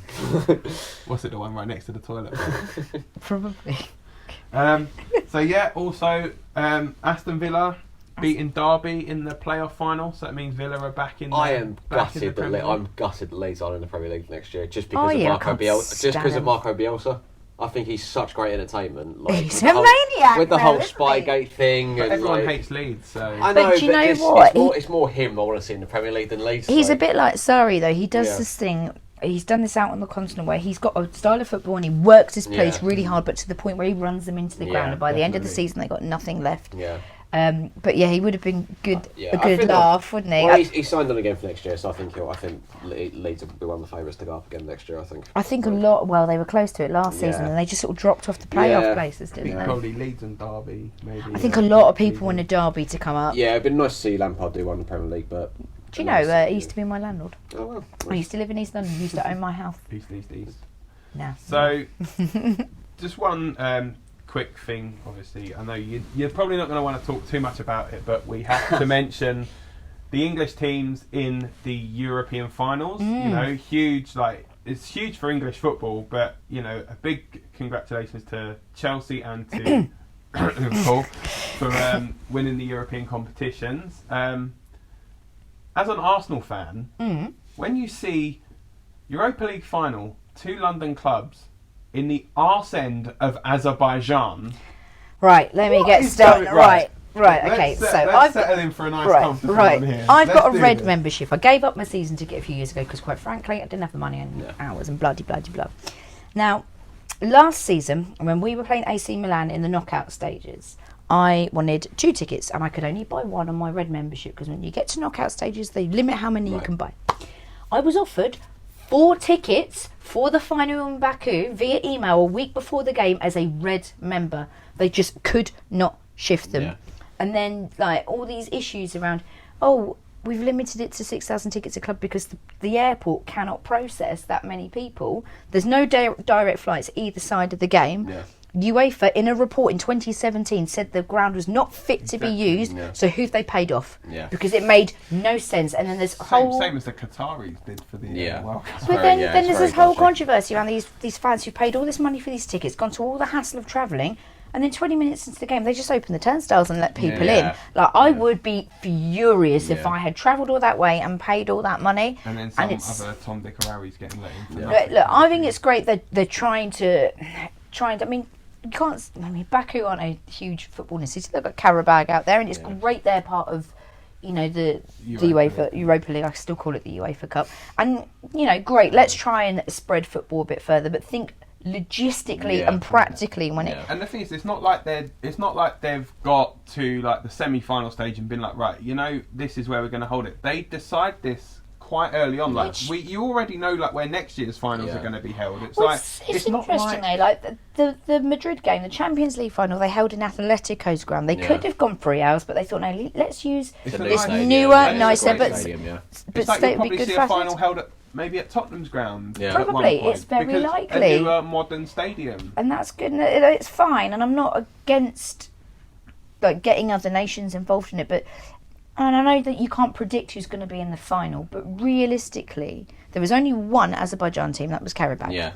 And even if they made it, the practicalities of whoever else getting there, it just didn't work. And with the fact as well that there was a player from, obviously, with Mkhitaryan, who couldn't play. Couldn't go because he feared that much for his own safety. Did you see all the footage of them? Yeah, which is awful. Yeah. And they're going, oh, but you didn't bring this up in the group stages. Yeah, but he was actually our third highest scorer at the club, and we actually really could have done. We've been able to call on him in that final. And he's historically a Europa League winner. That's the thing with Man United. Yeah. It frustrates me. See what happens when he's actually allowed to play in European finals. He actually does well and scores. Yeah, and it is really, really frustrating because there's a little bit of me that because I was away and I thought, could I nip to Baku? But do you know, I just didn't want to. Yeah, I just didn't want to because of all the other reasons. Somebody really in that situation has to kind of step in and be like, look, let's look at this with our sensible heads on. It's 2 English teams. Let's move the final. You don't even have to move it to like a Wembley. Just move it closer. Like, but then it begs the question of what about all the people who have already preemptively booked flights and hotels and reimbursing them? I just think when they make these decisions, they need to think realistically. Where can people get to easily? Like Madrid is very easily accessible from all of Europe. Especially Paris, that ground. Paris, Italy. That ground was 3 miles from the airport. The Madrid one. And it's just a bit like not even changing it. When you make the decisions, just use your brain and think of the practicalities. You're paid a hell of a lot of money to make, quite frankly, what's a relatively straightforward decision. Actually, it's a bit of a no-brainer for me. But then, like the whole thing of the Qatari World Cup and every league in Europe having to completely change their league cycle for the year to accommodate it makes no sense. No, and not obviously touching on the final too much. The first half of that final, I felt like a pre-season friendly. You exactly. know what I mean? It's like, and you look at the atmosphere in it was just atrocious. Like it was. I honestly thought that they had started filming it from the Emirates. That's how far away the camera was. I thought someone was literally sitting on with. I mean, the London Stadium gets a lot of crap for it, the distance between the pitch and the stands, but it's a very European thing, very European having that running track. Even London Stadium is nowhere near that far away. Exactly. Like and you've got new carpet now, so it's. Hey, the carpet! I can't believe I haven't carpet yet. I'm unbeaten since the carpet got installed. So. You what? We've been unbeaten since we installed the carpet. The claret carpet. Yeah, so I hope that goes well for next season. Oh dear. That's our one positive for this season, the carpet. The actual final itself was. Yeah. Arsenal just. In the first half, we looked really good, and Chelsea looked awful, and then it was literally a game of 2 halves. I think it literally just it sheds more light on the problems at Arsenal that are beyond whoever the manager is. Like I know Wenger had a lot of his faults and his time was up, I think, for him to go. But I think you look at the squad that Emery's been left with and... Do you know what? There are some people already baying for his head. It's like, first of all, he's had no money, no time. Clear the defence out. He's got clear him out. He's got a shocking set of defensive players. There's no real mentality. Like there's not a strong mentality in the Arsenal. Well, some people were like, I can't believe Torreira's crying at coming off. I'm like, at least he gave a damn. At least he wanted it. And it's... I said it... I was watching it with my other half in Berlin, and he said, "Oh yeah, we'll have a few goals." I said, "No, we're going to go into half time 0-0. Giroud's going to score. Sarri's going to put a rocket up Chelsea's backside, and Arsenal are going to come out and do exactly what they did in the first half."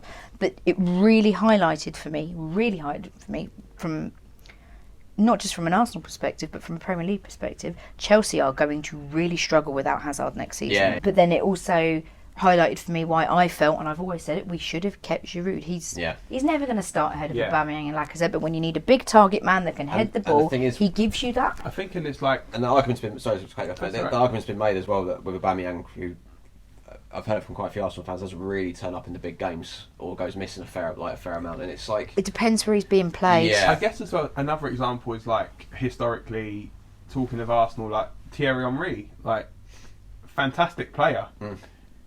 Didn't score in 9 cup finals that he played in. Yeah. The entire 9 finals he played in his entire career did not hardly turned up in any of them. We were just not clinical enough. But Aubameyang and Lacazette were not firing off in the same way that they did in the last few games of the season. But for me, when I saw Iwobi score and it went to 3-1, I thought, seeing the history of what's happened with English teams in Europe this season, I was like, could they?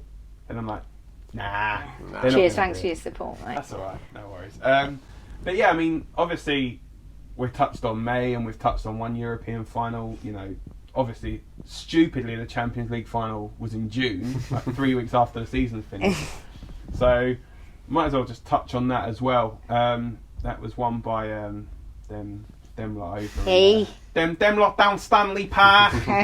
But yeah, so Liverpool, Tottenham in the final. You know, gutted really for Ajax not getting through. Oh man, their run was incredible though, wasn't it? Was it? Did they Real Madrid knocked out Real Madrid, Juventus. And within a second of knocking out Tottenham. Yeah. Oh man, I was so happy. And I was so happy. With literally the last kick of that game. You know, don't get me wrong. And Pochettino benches him for the final. Yeah. Unreal. That was insanity. Unreal. I actually did see a post from an Arsenal fan saying, "Thank goodness Harry Kane was playing, because if Harry Kane didn't play, I think Spurs would have had a much better chance. Yeah, but without doubt. Yeah. You know, I've got to say, Liverpool's season, they deserved to win something. Yeah. At least. Yeah. And Absolutely. you know, let them have their European Cup records. You know, we've taken one record from them with the Premier League trophies. Yeah. We don't want to be too much of spoil sports and take that as well. I think I think you're right. I think they did deserve it, and I think with them losing last year's final and stuff, and his record of 6 finals or whatever, it was going to be a case of if they can't do it now. Yeah. It's like you got to feel like would Liverpool have been like, well, you know what? We keep getting to these finals, but then we don't win them. And then you got to think, would Jurgen Klopp have lasted? I mean, Jurgen Klopp has such an infectious personality. I love Jurgen Klopp. Yeah. Great teeth. Now that they're not like sweet corn and custard teeth. He's been to Bobby Firmino's dentist, hasn't he? He's been to Firmino's dentist, but you know, I just feel like he's just such. He deserved to win something, I think, with like how he was with Dortmund and now how he was with Liverpool.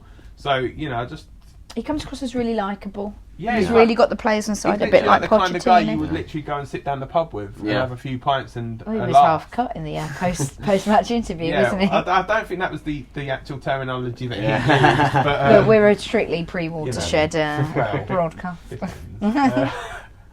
But no, I think you know, Liverpool in Europe historically, you know, fair play to them. They've earned it. Good on them. I think it would have been more of. I think their fans would have felt more dejected if they'd have come away from the season with absolutely nothing. Considering, considering like they've got to the European Cup final, they got to, you know, the Premier League. They were literally within a whisker of winning the Premier League as well. And, you know, I really can't see past Liverpool and City next year for the Premier League challenge. I think ironically, both teams would have rather they won. So I think City would have rather really won the Champions League for the first time. Liverpool win their first Premier League. Yeah. But you know what? It wasn't Spurs, and that's the most important thing here, isn't it? I suppose for you it was like, well, if Arsenal are not going to win it, then Spurs ain't going to win it. Do you know what? Well, I get really upset because whenever we really need a result and we lose, Spurs will then tend to win. Yeah. So on Wednesday, the Wednesday of after we'd lost, I was just like, oh, that's great. Spurs are going to win at the weekend, aren't they? So living in a world where Spurs are European champions is just. I'm just not a world I'm ready for, to be honest with you. And I think North London are probably quite happy at the moment because there's no looting going on. Anything like that. I think if Tottenham had won, I think that would have really, that would have been the power shift. Then I think because that for Arsenal, then Arsenal fans have nothing to throw at them. Yeah. Really, after that, we've won. Because it would have been we've won the trophy that you've been looking for so long, but it hasn't happened, thankfully. We live to fight another season. Yeah. And I think obviously now it does it become a case of is Pochettino going to be there next season, and if he isn't, what happens to Tottenham? Who takes over? That's the thing. Who Mourinho's out of the job. Wenger's out of the job. Wenger's not working. He would never do. You know, he was pictured in a hotel full of Tottenham supporters in Baku wearing Arsenal Puma tracksuit bottoms. Papa Weng does it again. Yeah. He was not messing about. And just on the subject of Arsenal, obviously the sad news that came out the same day as the final was the sad passing of Jose Antonio Reyes. He's 35 years of age as well. One of the Invincibles. You know, one of Arsenal's Invincibles as well, as you said. You know, just really, it's been quite a sad season really for young deaths that are not kind of like illness related or age related. Yeah. It's like, you know, it's not really. It was nice to see that they had like the little touch in the Champions League final. Yeah. Like, as an Arsenal player, but then the Tottenham players are all very respectful with the minute silence and stuff for him. So, You know, obviously thoughts are with Jose's friends and family as well. And yeah, so Liverpool, as we said, Liverpool are champions of Europe. They are now going on to the scene of one of their most famous European nights, Istanbul, to face Chelsea in the Super Cup, which will be the start of next season. So that's going to be, and ironically, I think the final of next year's Champions League is in Istanbul. Is it really? The Atatürk Stadium where they actually won it. Wow. Oh, lovely. So a little preface into what's happening here. We are actually filming this before the Nations League final. So we don't know whether it is coming home. We don't know whether Virgil van Dijk's going to win another trophy. We don't know whether Xherdan Shaqiri's going to win another trophy. Granit Xhaka as well. Or Granit Xhaka might win a trophy. You're welcome. We don't know whether Cristiano Ronaldo is going to add to his incredible haul. So, by the power of editing, we are going to be filming our reactions to the Nations League.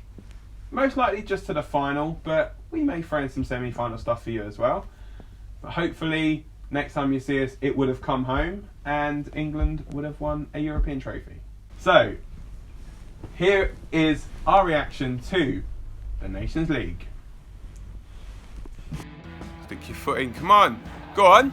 Pen! Blatant penalty, come on! Yes! Come on! Penalty to Rashford. Can we do it? Oh, Reece, we're going to do it? We're going to do it, baby. We're going to do it. Come on, Rashford. Keeper, obviously, the new rules now. You can't touch the post, can't touch the net or anything like that. So, what's he going to do? Come on, keep your head, Rashford. Come on, mate. Go on. Nice, the bar. Hopefully you don't hit the bar.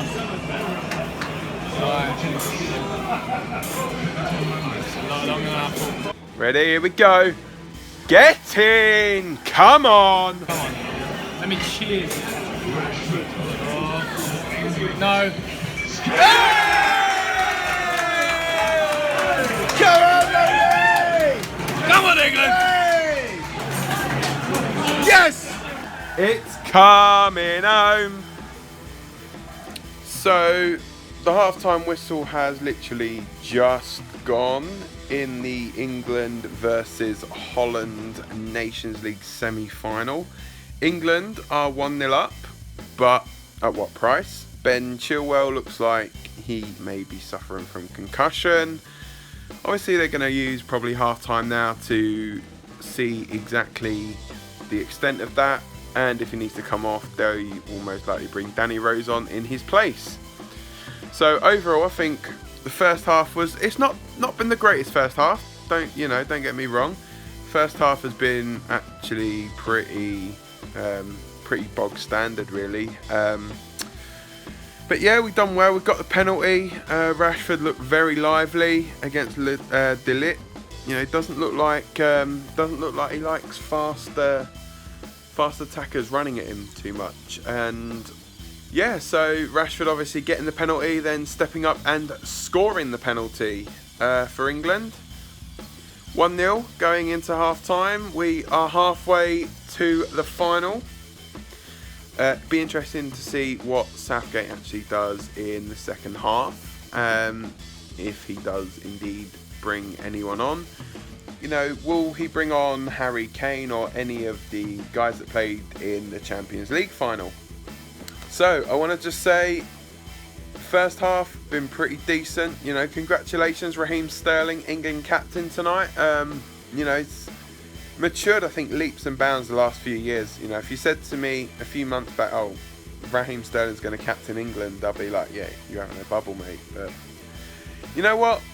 He's done quite well out there. You know, he's probably the most experienced guy on the pitch, 50 caps. So congratulations, Raheem. And let's carry on. Let's get a really good second half. And come on, England!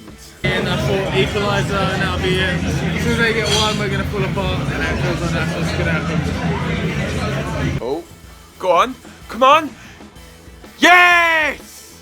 Messi, Lingard, get in 2-1.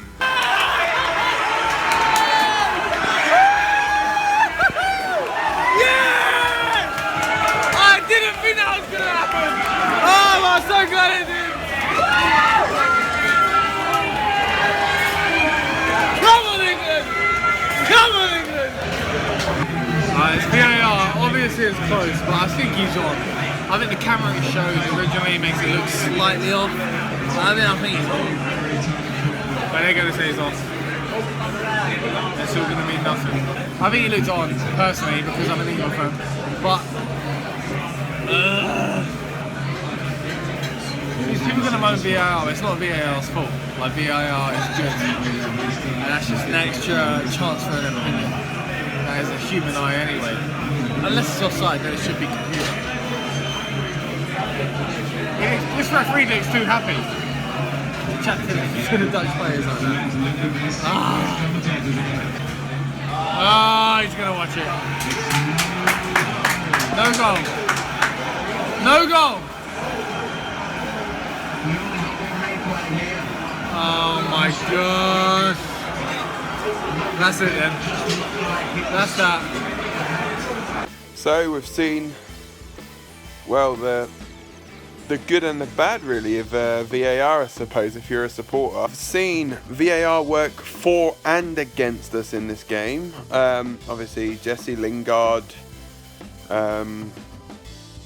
England's best move of the game, Lingard going through, putting the ball in the net superbly, and VAR, you've got to say rightfully, has ruled it out for offside. And then at the other end, the Dutch obviously appealing for a penalty, not given. It hit Chilwell on the back, not on the arm, but it shows that VAR does work, and I'm sure over the course of the season it will make games a lot more fairer. And I think that the waiting time, it's not that bad, it's like a minute or two, but as Gary Neville said on commentary, you'd rather wait that minute or two and know that there's going to be a correct decision at the end. So there we go, what can we say? Anyway, game is now going into extra time. Let's do this. Go on! We're so lucky. Oh, not anymore. That's a goal. What a joke. What an absolute joke. Absolute joke. Yep, so that just fucking happened. 2-1 down. What the fuck, England? That was fucking shit! There's some incredible clearances off the line from defenders from Pickford, the Stones situation. It won't be a pen, We won't, we're just getting excited. Corner time, extra time, second half. Can it be something? No.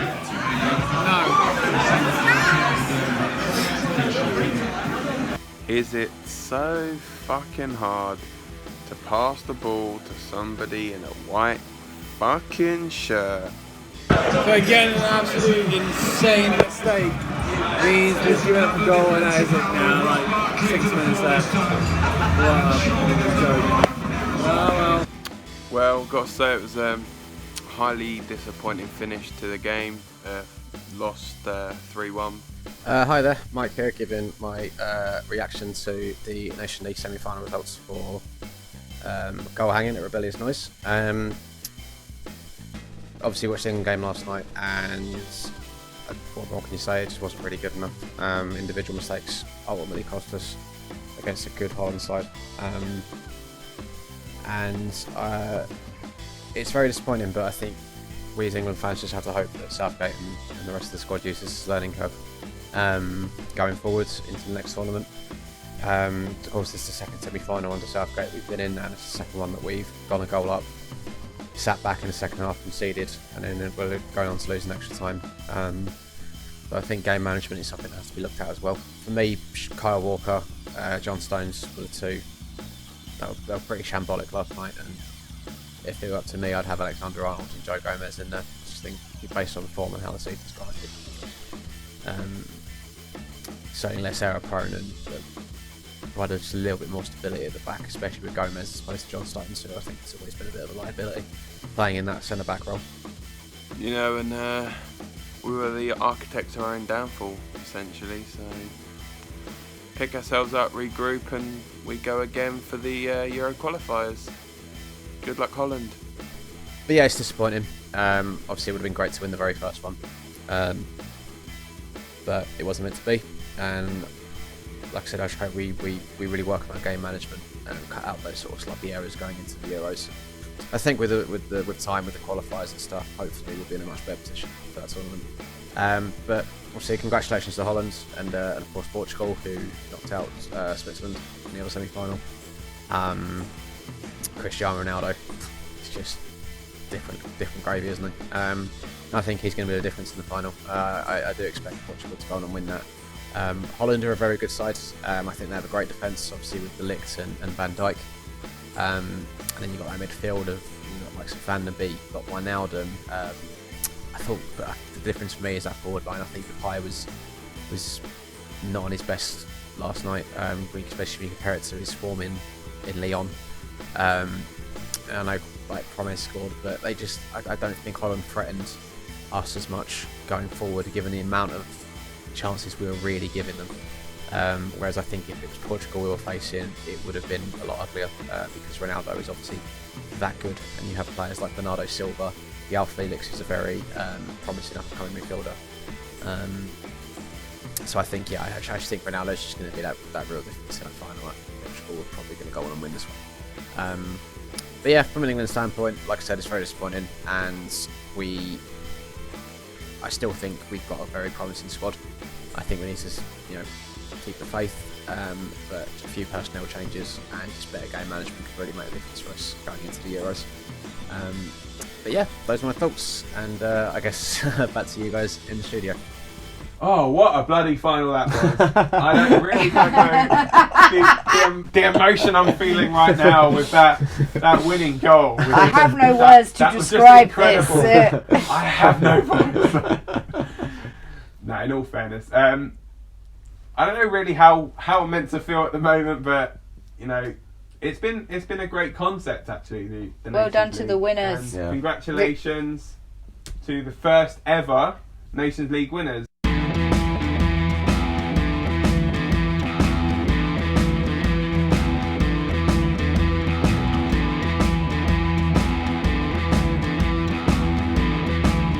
We now come to the end of the episode where I offer a bonus beer to the person who can answer a question correctly.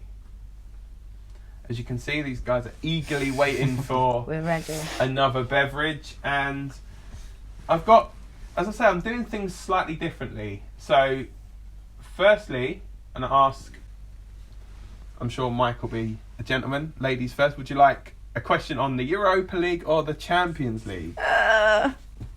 Well, my team don't have a great track record in either, so let's go Europa League. Europa League, okay. What have I done? So you've done that. So Mike, choose a number between 1 and 3, and that will be the question that I ask. Go for 2. Question number 2. Okay. So question 2 is, which two teams faced off the last time there was an All-English final before this year? Was it A, Liverpool and Chelsea? Was it B, Tottenham and Wolverhampton Wanderers? Was it C, Aston Villa and Nottingham Forest? Or was it D, Man United and Arsenal? Right? Was it Tottenham and Wolverhampton Wanderers? It was. Don't know how I knew that, but yeah. Tottenham and Wolves. And I believe it was 1971, obviously, because Tottenham haven't won anything Trophy for a very long time. Yeah. So 1971, and it was a 2-legged final. Oh, well.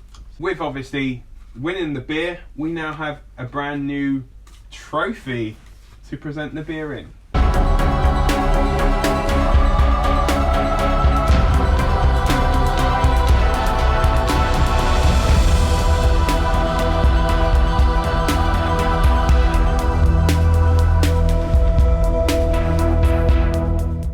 Welcome back. We are about to present Mike with his winner's pint, trophy, glass, and I've got a special guest here to do the presentation like they do at all big trophy presentations. I've got my man Scott here, so in he comes. Hey guys. Ready? Fantastic. There we go. Let me, I'll squeeze in between you actually. There we go. I've watched the game, mate. It was brilliant. Really pleased with how you've done. And I'm a multiple time winner, so you know, you have to get a prestigious. Right, I'll go off now. You can finish the show. So yeah, that was our 2018-19 season review. Don't forget, you can check us out at revnoid.com. You can check us out on Facebook, Twitter, all the usual places, Instagram, whatever it is you've got, social media wise, you'll be able to find us. And yeah, just keep checking back. Next season we'll have a lot more stuff for you. And in the not too distant future, we are going to be talking about next season's Premier League kit. Does this mean West Ham have won more silverware than Tottenham this year? Yeah. Fantastic.